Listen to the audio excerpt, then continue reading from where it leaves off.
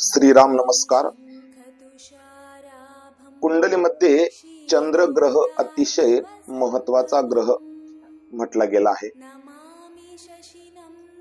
जर चंद्र शुभ असेल तर बाकीचे ग्रह सुद्धा शुभ फळ देतात, परंतु चंद्र जर अशुभ असेल तर बाकीचे ग्रह सुद्धा अशुभ फळ देतात. अशुभ चंद्राचे गुणधर्म आहेत नेहमी चिंता राहणे, मन चंचल होणे, मानसिक तणाव राहणे, नेहमी आपला व्यवसाय बदलत राहणे, एका कामावरती स्थिर न राहणे, आरोग्याच्या बाबतीत जर बघितलं तर नेहमी डोके दुखणे, निद्रा नाश होणे, पचन क्रियेचे त्रास होणे, असे अशुभ चंद्राचे गुणधर्म आहेत.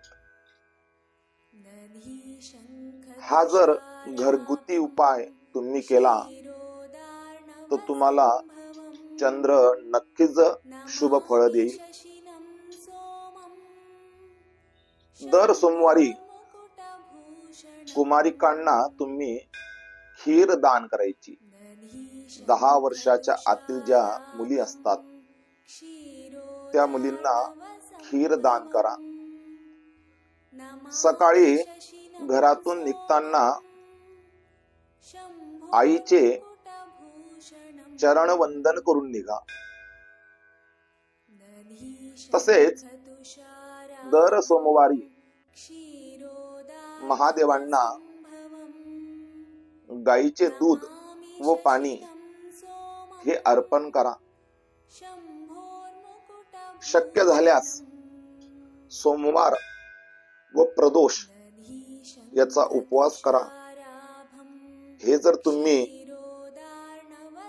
नियमित केलं तर तुमच्या कुंडलीतला चंद्र जो अशुभ चंद्र आहे तो शुभ होऊन त्याचे फळ सुद्धा तुम्हाला शुभ मिळतील.